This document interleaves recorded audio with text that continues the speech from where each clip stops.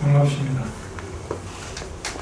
코로나 때문에 앞서 우리 영활 이사장님 말씀처럼 더 많은 시민들과 함께 오늘 유신 탄신 기념 세미나를 가져야 되는데 사실 여건이 제대로 풀리지 않아서 이 정도라도 여러분과 함께 기념 세미나를 갖게 됨을 너무 기쁘게 생각합니다.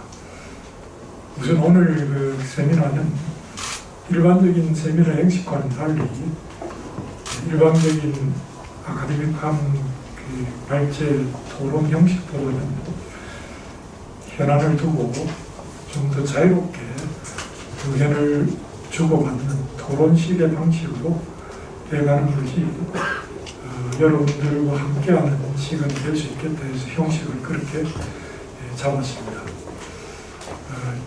저는 그 여러 여러분들이 잘 알고 계시겠지만 오늘 주된 말씀을 해주실 우리 영명준 전 부산박물관 관장님은 이번에 대해서 많이 알고 계시지 않기 때문에 토론에 들어가기 전에 간략하게 양 관장님에 대한 소개 말씀을 드리겠습니다. 양 관장님께서는 일찍 부산대학 사학과를 졸업하시고 그 특채 형식으로 사실은 이 공직을 시작하면서 문화재청 문화유물감정사로서 감정원으로 몇십 년 동안 수고를 하셨고 앞서 소개 말씀드린 거와 마찬가지로 우리 부산시에서 문화재 관련 신부를 맡아서 수십 년 동안 이미 바닥에서 일을 해오셨습니다. 사실 어릴 때부터 이 한학을 깊이 공부를 하셔서 함정에 대한 이해가 아주 깊으실 뿐만 아니라 역사에 대한 어떤 특히 이 유물에 대한 관련된 국내 여러 가지 사안들에 대해서는 우리 양 관장님의 버금갈만한 분을 찾기가 힘듭니다. 그래서 오늘 이야기의 전개 내용도 전체 주제는 부산 대첩에 대한 이야기가 중심에 놓이겠지만 임남과 관련해서 우리 지역에 흔적으로 남아있는 유물들과 관련한 이야기들을 좀 샅샅이 들어가면서 궁극적으로 우리가 이 지역에서 부산포 대첩이 부산 시민의 날로 역사적인 날로 기념하고 있지만 일반 시민들에게는 이 날이 이 역사성을 제대로 인식하지 못하고 있는 근본적인 이유가 어디에 있는가? 그럼 이 문제를 우리가 어떻게 해결해 가야 될 것인가? 이런 난제들을 함께 여러분과 문의를 해갈 작정입니다. 그래서 오늘 질문을 제가 한 10개 정도 마련을 했는데 한 5개 정도 질문을 서로 주고 받은 다음에 오늘 참석하신 여러분들께서 양 관장님의 말씀을 좀 들어가면서 질문이나 또 의문사항이나 질의하고 싶은 바가 있으면 질의 응답 시간을 좀 가지고 그 다음 질문을 마무리하고 난 다음에도 여러 생각에 대한 의문사항이나 질문사항을 좀 받고 마무리를 할 예정입니다. 그래서 진행 과정에 그런 부분들을 잘 활용하셔서 일방적인 토론이 아니고 여러분과 함께하는 그런 자리가 되기를 기대하면서 오늘 이야기를 시작하도록 하겠습니다. 영광님 오늘이 이수신 탄생 476주년인데 역사상 이수신이라는 이 한글 명으로 된 복명이인이 있죠. 이수신 장군에 같이 전쟁을 했던 인물인데 그 이수신에 대한 이야기들은 유인물에 정리가 어느 정도 되어 있기 때문에 여러분도 참고를 하시고 먼저 좀 이야기를 묻고 싶은 것은 이 충무공 이주진에 대한 탄생은 뭐 이미 잘 알려져 있는 바이지만 사후에 그에게 주어진 시효에 대한 이야기는 오해가 될 만한 그런 부분도 좀 없는 것 같습니다. 그 부분 이야기도 해서 오늘 첫 이야기를 좀 풀어갈 수 있으면 좋겠습니다. 말씀을 부탁드리도록 하겠습니다. 노 교수께서 저를 과찬을 해가 저는 실제로 인간사 전공자도 아니고 또 이순신 그 충무공에 대해서 여러분들 가마 더 적게 하는지도 몰라서 여기서 배워가야 할 건 제가 하는 건 피상적인 거고 역사의 일반론을 제가 조금 더 한다는 것뿐일 겁니다. 그리고 향토사를 했기 때문에 부산의 임진왜란에 대해서 남보다 조금 더 아는 것이 있는 뭐 이런 정도인데 너무 과하게 평가해 주는데 그 질문하신 대로 우리가 이충무공이라는 이름을 쓰는데 충무공이라는 시호를 받은 사람은 문헌통보에 보면 9사람이 나와 있습니다. 9사람이 다 충무공인데 그 중에 이시성을 가진 충무공이 이시의 난마 같은 적대공신이라는 거, 그 이준이라는 분도 호가 충무공이고 성은 이시기 때문에 이충무공이고 또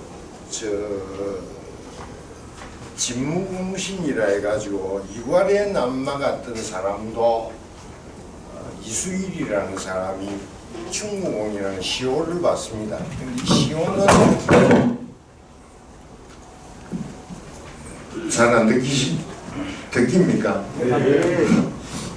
그 시호는 어떻게 사람 이름에는 처음 태어나마 한 4살 전에 죽어버리는 경우가 많아서 아이 때 아명이 있고 그 다음에 말귀 알아들으면은 지어주는 초명이 있고 그 다음에 좀 성장하면 지어주는 관명이 있고 그 다음에 관례를 올리고 나서 지어주는 이름이 잔데 자는 보통 집안 어른이나 부모가 지어주는 이름이 자고 그 다음에 호라는 이름은 나이가 좀 더 돼가지고 굉장히 높임을 표하기 위해서 한 30 이후 돼가지고 얻는 게 호라는 거고 죽고 나서 나라에서 지어주는 호가 시호입니다. 시호는 개인으로 숭상해가지고 시호를 지어주는 경우도 있는데 이걸 사시라고 하고 국가에서 지어주는 호를 시호라는데 시호는 사기라는 책 뒤에 보면은 시호를 어떻게 짓는다는 시호부가 쭉 있는데 글자 수가 그렇게 안 많습니다. 시호에 우리가 충자 써있는 시호는 각 그 시호에 붙어있는 시들이 다 다릅니다. 이 정발장군의 충은 사우원야 들판에서 싸우다가 돌아갔으니 충이다 이런 기고 그 송상현의 충렬공은 위신봉상 위태로운 몸으로 죽을 때 상이라는 건 상감이라는 임금을 지칭하는데 임금을 받들었으니 충이다 이래가지고 또 강극위벌 진심보국계가 그 충에 붙어 있는 시들이 4자에서 6자로 된 시들이 각기 다 다릅니다. 근데 충무공이라는 호가 같다고 해서 그 시가 같은 게 아니고 그래서 이 충무공은 우리 이충무공이라 했을 때 이순신 장군만 지칭하는 고유명사가 아니라는 걸 그거 여러분들이 알아주셨으면 좋겠고 그 다음에 이 충무공의 이순신 장군의 충무공이라는 시호는 어찌된 연유인지는 모르겠는데 국립해양박물관에 이순신 장군이 올렸던 장계들의 초본이 여러 집인데 그 중에 충민공 개초라는 게 있는데 이게 이순신 장군 집안에서 나와가지고 그 공사했던 사람한테 주었다가 도난당했다 해가지고 막 유전하다가 국립해양박물관에서 구입을 해가지고 소송도 붙고 이랬는데 거기는 충성충자에다가 의협불민자 백성을 의협비 아마 백성들이 먼저 충무공이라는 시옥하마 먼저 지어드린 국가적 의전의 시효가 아니고 예빈시, 봉산시 이런 데서 지어주는 시효가 아니고 민간에서 먼저 충민공이라는 그 내용은 이순신 장군께 확실한데 거기는 충민공 개초라는 게 충민공이 올린 장계의 초본이라고 되어 있기 때문에 먼저 충민공이라고 쓰였을지 않을까 이렇게 하고 이순신 장군의 자는 사람들이 지금 여해재단 이래가지고 여해라는 말이 너여자 활해자 해가지고 당신과 더불어 화합하겠다는 이런 이 자는 많이 쓰여지고 있고 지금 성지공관에 가면은 그 장로로서 성지공무 설립자인 만호 정태성 거기 만호관이라는 박물관 유물실이 있는데 거기에 이 여해라고 적혀 있는 이순신 글씨들이 몇 점 있는 걸 제가 본 적이 있습니다. 여해라는 자는 많이 알려져 있는데 호가 무엇인지 보통은 이 나이가 되면 호를 다 사용했는데 호는 지금 기록이 없기 때문에 인터넷이나 이런 데 디비면은 안 나옵니다. 안 나오는데 호가 기록되어 있는 거는 기록이 남아있는 거는 어디냐면은 동국 명현록이라는 동국이라는 건 우리나라고 유명한 훌륭한 사람들의 기록대가 동국 명현록에 보면은 그릇 기자하고 신의 계절을 했습니다. 기국이 맑다는 이런 뜻으로 호를 썼다고 동국 명현록에 있기 때문에 우리가 호로 인정해도 되고 또 하나는 이 일제강점기에 이순신 연구로 통영분인데 회정 김기환이라는 분인데 이분이 그 충무충렬사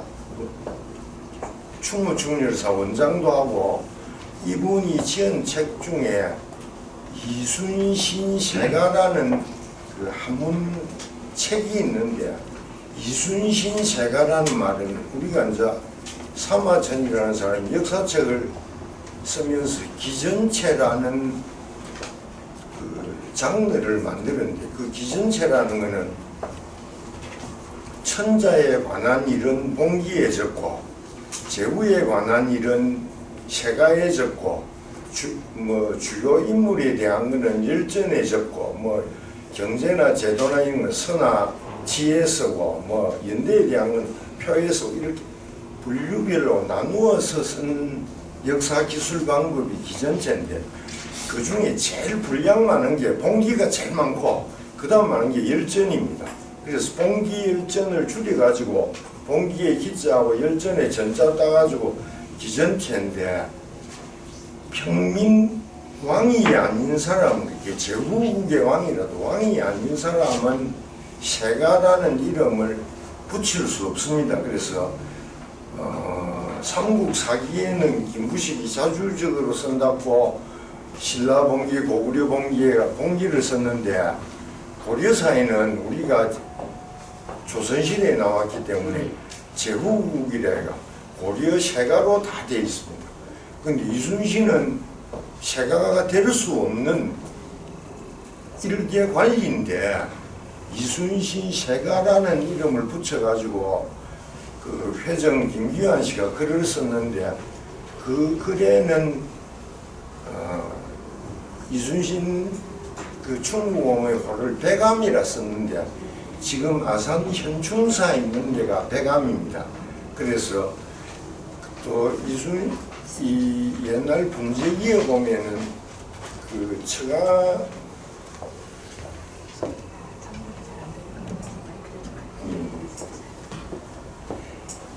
그 처가 재산을 이 경국 대전에 보면은 상속법이 지금은 장남 그 해방 일제 때까지는 장남 우대, 차남 남녀에서 남자 우대, 여자 안 주고 이런 거였는데 임진왜란 전까지는 자녀가 아들, 딸, 장차 관계없이 전부 균분입니다.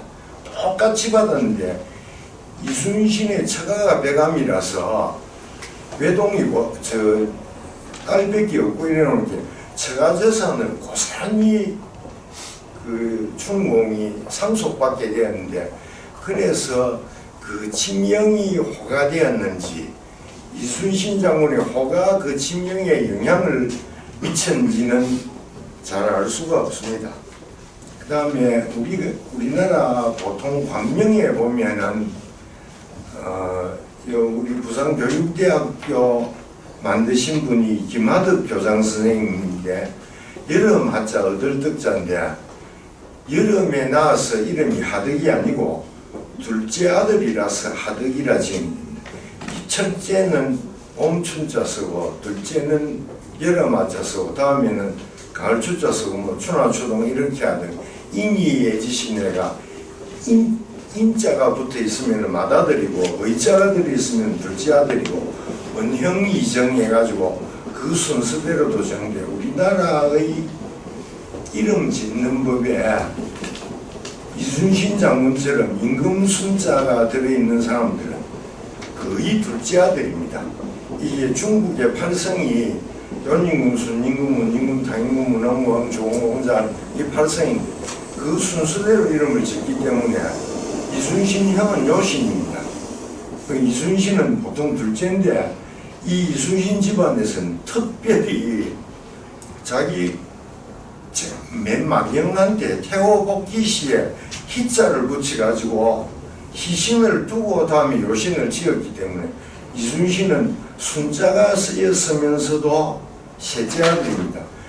이게 사망에 복희시 쓰면은 다음에 염제, 신농지, 시항지, 헌원시 이런 건 이름자에 받았을 글자가 없습니다. 그래 나오니까 뒤에 바로 복희시의 희자로서 맏아들하고 요심이 순신이 이래 만들어가지고 이순신 장군이 셋째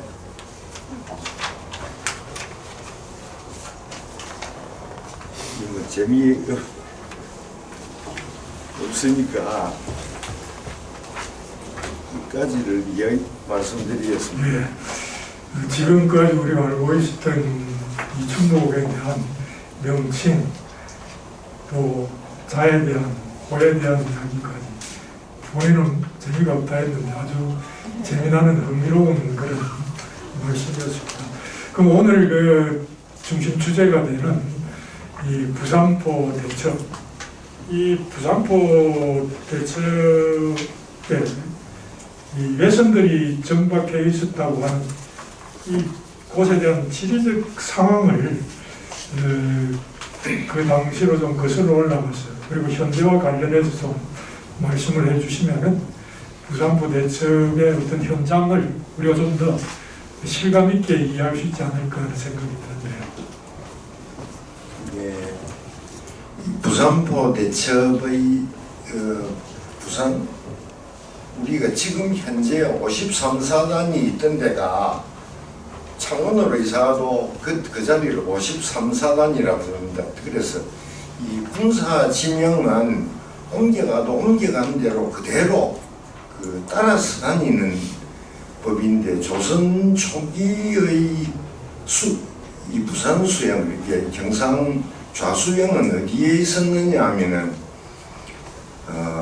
간만이포에 있었습니다. 간만이포라는 것은 요즘 말로 적기인데 일본 사람들이 아카사케라는 그 간만이포를 사람들이 지금의 간만동이라고 알고 계신 분들이 많은데 실제 간만이포는 동천하구에 그 지금 무암동 있는데 그거를 지금도 부산 사람들이 적기 뱃머리라고 거기는 수심이 깊어가지고 우리 5, 60년도에 일본하고 그 밀수 배들이 그 제일 정박 많이 했던 데가 그 적기뱃물이라는 데인데 거기가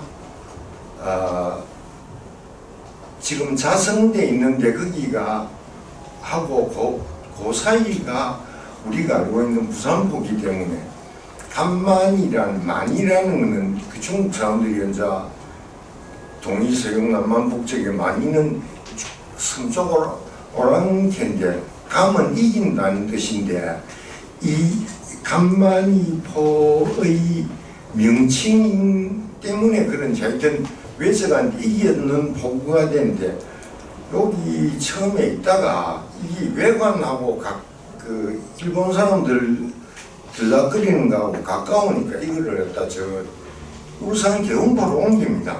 개운포로 옮긴데 울산 개운포로 옮겨놔 놓으니까 그 저기 올 때 이 군사지는 절도사가 있는 지는 주진이고 첨절제사가 있는 지는 거진이고 그 밑에는 재진이 되는데 주진이 너무 멀리 떨어져 있으니까 연락 체계가 안 좋아서 다시 옮겨와 가지고 부산 좌수영이 있었던 데였기 때문에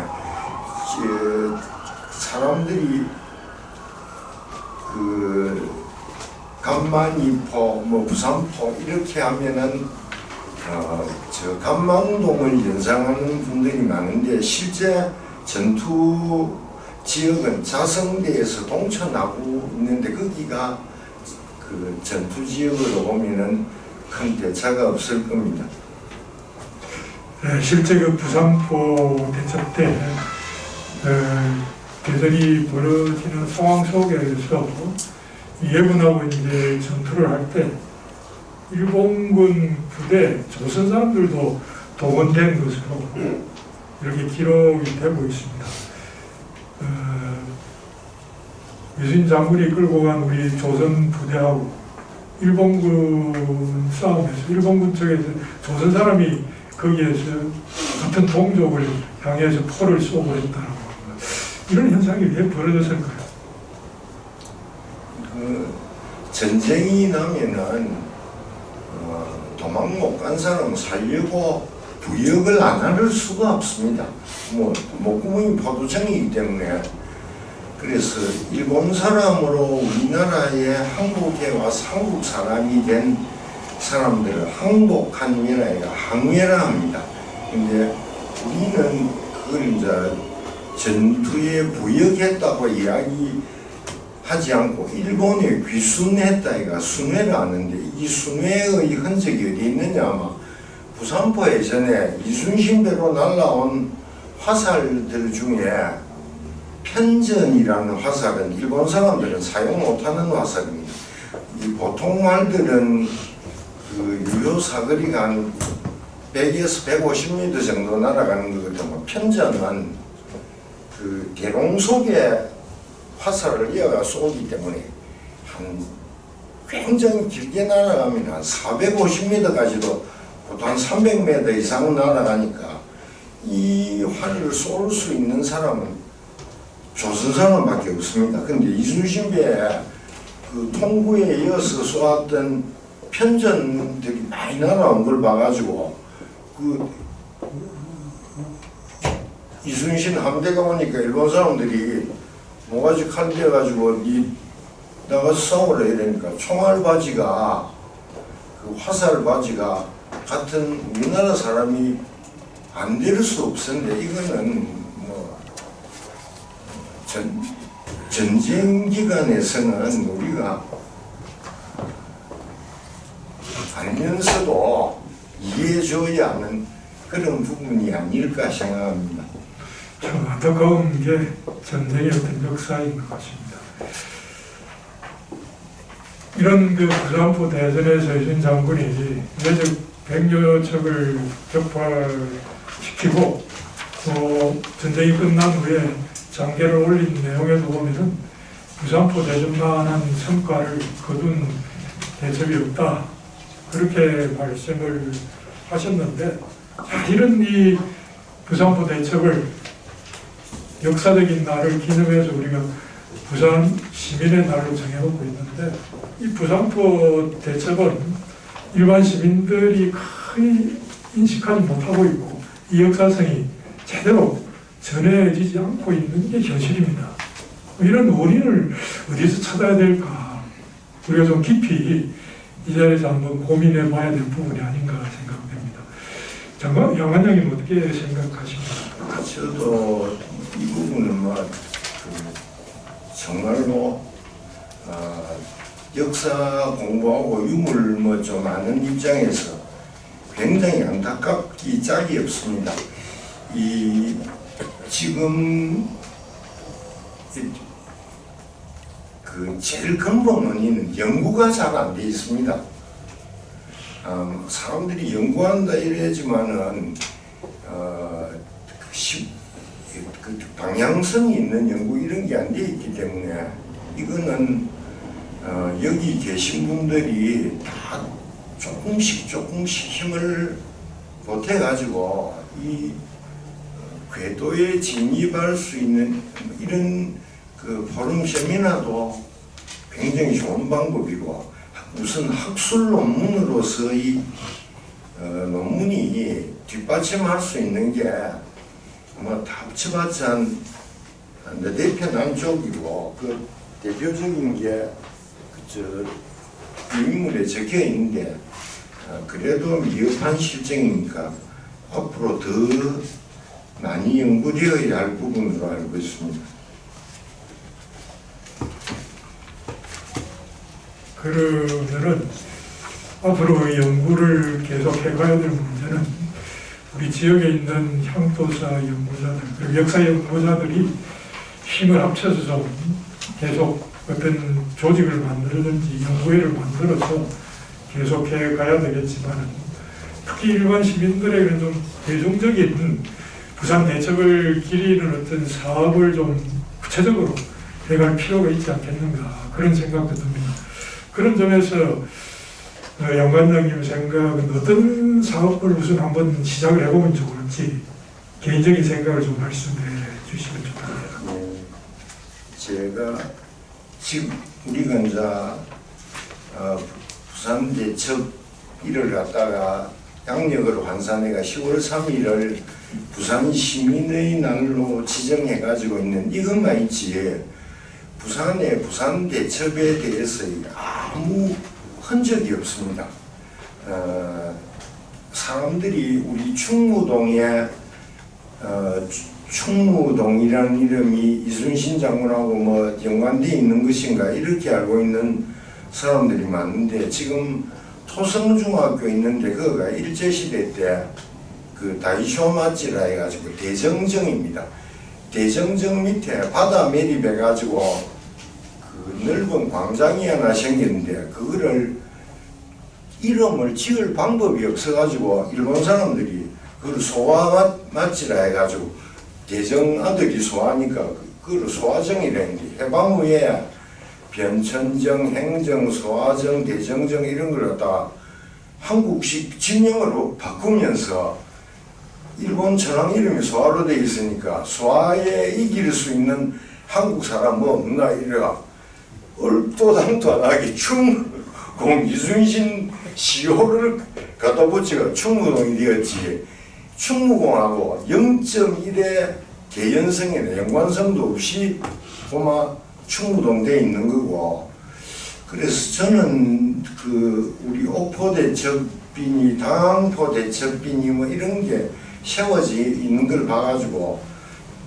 부산포 대첩은 수군이 그 점령지에서 벗어나지 못하도록 그 딱 막아버리는 이렇게 이 수분을 가만히 그대로 주시면 일본 수분이 굉장히 날랜 수분이라서 저 강원도 쪽으로도 올라갈 수 있고 전라도 쪽으로 진출할 수 있는데 여기 딱 묶어두게 한 개의 부산포 대첩이기 때문에 이 전투에 걸맞는 무슨 기념비나 제가 저 맨 끝에 가서 말씀드리려 했는데 부산 총열사에 임진왜란에 돌아가시는 모든 사람들이 다 합사되어 있습니다. 이게 전투에서 돌아가신 분도 합사되어 있고 의병으로 공적을 세웠던 사람들도 다 합사되어 총열사의 위패가 제가 정확하게는 헤아릴 수 없는데 하여튼 뭐 100 얼마 되는 거 굉장히 많습니다. 근데 그 가운데 부산포 해전에 관한 거는 녹도만우인 정은 장군밖에 합사가 안 되어 있습니다. 그래서 그때 죽은 전란 사인이나 뭐 이래 그 다른 사람들도 우리가 부산포 해전을 기리어 주려고 하면은 그 총열사에 다 합치는 정신 안에 부산포 해전 분들도 들어가는 게 논의되어 볼 수 있지 않을까 이런 생각을 가지고 있습니다. 네, 대첩비 좋은 아이디어이기도 합니다. 이 문제는 앞으로 부산대첩기념사업회가 중심이 돼서 다양한 의견들, 아이디어들, 기획을 통해서 만들어가야 될 내용인 것 같습니다. 5분 정도 질의를 드렸는데 약속한 대로 지금까지 우리 양 감독님 말씀 중에 혹시 조금 의문이 되는 부분이라든지 조금 더 내용을 알고 싶다든지 하는 부분이 있으면 자연스럽게 손을 들어서 표해 주시면 마이크를 전달해 드리도록 하겠습니다. 예, 잠시 좀 기다려 주십시오. 말씀하실 때 본인 소개를 간단히 해주시고 질문을 해주십시오. 예, 반갑습니다. 동거김사업에 창립해온 우명주입니다. 오늘 좀 우리 한국 역사에서 제일 빛을 발하고 영원히 자손 만들어 이어져간 역사 부분에서 한 키워드가 성충공 미수신 장군님이신데 이 베르니 바르스 이 관계로 저 오장육에서 해야 할 자리를 야하니까 참 마다하십니다. 얼마 전에 우리 부산포 해전을 한번 우리가 배를 타고 이래 실습 경험을 한 게 있었는데 오늘 이 자리도 선상 토론했으면 참 이 역사의 빛이 나다는 생각합니다. 그러니까 시간상 요 정도로 말씀드리고 좀 짧게 좀 양생님께 우선 질문을 먼저 드리겠습니다. 네. 양생님은 사회자가 소개하기 전에 이미 우리나라 사학교에서 이미 널리 공부를 많이 하시고 훌륭하신 중에 한 분이라고 다 알고 있습니다. 예. 그래서 저도 대한민국 해군 출신이고 옛날에 해군 통제사령부 부산공장 출신입니다만 우리나라 해군 역사에 있어서 딱 바다 오센트 한번 독도 다 나오지만 제일 먼저 키워드가 얼마 전에 우리 시청 대학생 토론회하는데 있었습니다만 그 무슨 이 역사 연구를 제대로 하신 분 없는 것 같아요. 해군 산업도 그렇고 국방도 할 것이 말을 많이 하는데 아까 양생 말씀 부분지 놓는 이건 아무 가치 없어요. 이 우리나라 해군 역사는 5대왕 6대주를 제패할 수 있는 이수인 장군 역사를 연구를 해야지 우리들이 주고받는 논문은 가치가 없습니다.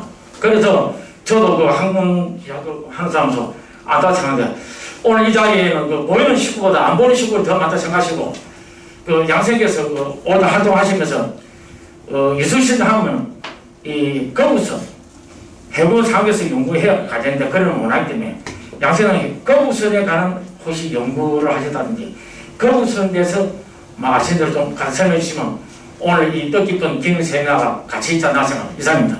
네. 거북선에 관한 설계 자료나 이런 거 없습니다. 없고 도로에 보면은 뭐 거북선 그려져 있는 거 그림으로 회화로 좀 남아 있는 거 있는데 지금 국립해양박물관에서 비슷한 자료들을 몇 개 구입한 것으로 알고 있습니다. 우리나라 수군이 사람들이 이순신 임진왜란 때는 통제사라는 게 경상도, 전라도, 충청도의 수군을 통괄해가지고 제일 높은 사람이었고 병자호란 때는 경기수사가 경기수사는 강화도 옆에 있는 교동로라는 데 있어가 다른 말로 교동수사라는데 이 사람이 황해도, 경기도, 충청도의 수군을 그 3도 수군 통의사라 해가지고 이순신하고 계급이 똑같습니다. 통제사하고. 그 사람들은 통제사가 더 높은 줄 아는데 조선 후기로 갈수록 어디가 더 높으냐? 통의사가 더 높아졌습니다. 왜 그렇게 됐냐? 모든 조세를 받아가지고 가는 좋은 선은 세금 싣고 가는 배는 전부 다 강화도 안 지나갈 수가 없으니까 그 뚜껑을 뜯어먹는 게 많아가지고 교동수사가 제일 요직처럼 교동수사를 3도 수군 통의사입니다. 이 통제사하고 명칭이 한자가 다른데 그가 힘이 세고 이러니까 통제사 쪽의 자료들이 지금 평균적으로 세병관 있는 데 가면은 현판 그런 데 보면 공관 이름 뭐 이런 거 있는 그 실정적 유물이나 이런 게 너무 적기 때문에 함부로 말할 수도 없고 그래서 저도 굉장히 안타까울 따름이고 굉장히 좋은 질문인데 지금 우리가 여러 곳에서 거북선 모형으로 만들어 보고 뭐 이래 했는데 아직 그 고정이 정확하게 되어 있는 것은 없습니다. 저도 죄송하게 생각합니다. 그 말씀하신 것처럼 실체를 남겨놓은 설계에 가까운 그런 자료가 없기 때문에 연구하기 어떤 근본적인 한계가 분명한 대상이 거북선에 대한 연구입니다. 그래서 한때는 해군 진해에 있는 해군 사령부에서 프로젝트를 만들어서 원균이 실패했던 그 7천량 해전 저 고향이 그 앞바다입니다. 그 밑바닥을 몇 년 동안 계속 훑었습니다. 혹시 그게 거북선이 패전장이었기 때문에 침몰되어 가지고 바닷속에 감추어져 있지 않겠느냐 해서 엄청나게 탐구를 했는데 결과는 뭐 어떤 거북선의 흔적도 발견을 못하고 끝나버린 그런 현실이 거북선에 대한 지금의 어떤 연구 현황이 아닌가 그런 생각이 듭니다. 그러면 지금 우리 교과서나 국내외 그 대가 모임도 있는 게 실제 그 당시 거북선하고 응도 근사처에 있으니까 안 그러면 거리가 많이 먼 상태에서 이제 우리 거북선 모임이었어요. 그것도 정확히는 알 수 없는데 지금 도면에 책에 판본되어 있는 도면에 거북선 모양은 있습니다. 그 안구조하고 밑구조하고 뭐 이런 게 어떤 건지는 수치든가 이런 게 아무것도 없기 때문에 그래서 그만 추정치로 만들어 놔가지고 우리가 국가에서 표준 영정이라 해가지고 위인들 그 얼굴을 그리는데 우리 뭐 몇 대 내려가 버리면 얼굴이 외탁도 하고 이래가지고 없는데 보통 종손 가까운 사람들의 사진 찍어가지고 공통요소 가지고 그래가지고 표준 영정을 제작하는데 그런 식으로 돼 있는 거지. 그게 그 해군사관학교에서 만든 것도 충분한 고정이 된 것, 근본 자료가 있는 것은 아닌 거로 제가 알고 있습니다. 제가 갖다 하나 더 했습니다.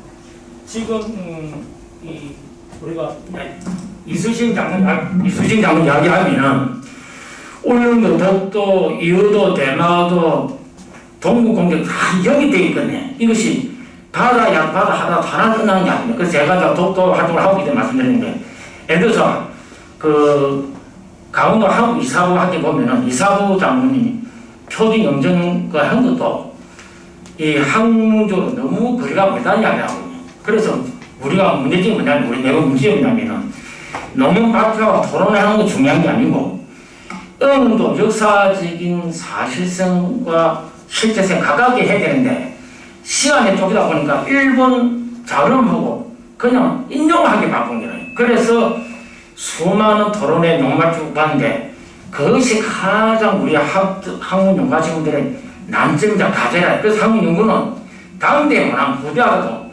차분하게 하면 되는데 한순간에 모든 건 다 하려니까 정치학에서 다 하려니까 우리가 이 학문 연구에서 이 역사 이 부분에서 보고학자나 보고사학자나 보문사학자 가장 문제점이 많은 것이 우리 내부의 보수니까 이 말입니다. 이상입니다.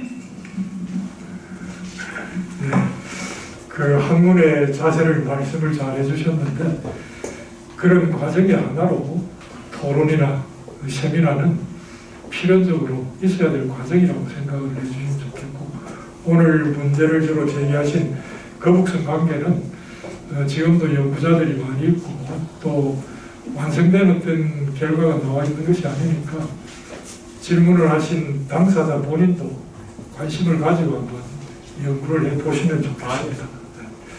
혹시 또 다른 질의장에 저 뒤쪽에 5분 쉬다가 이 질문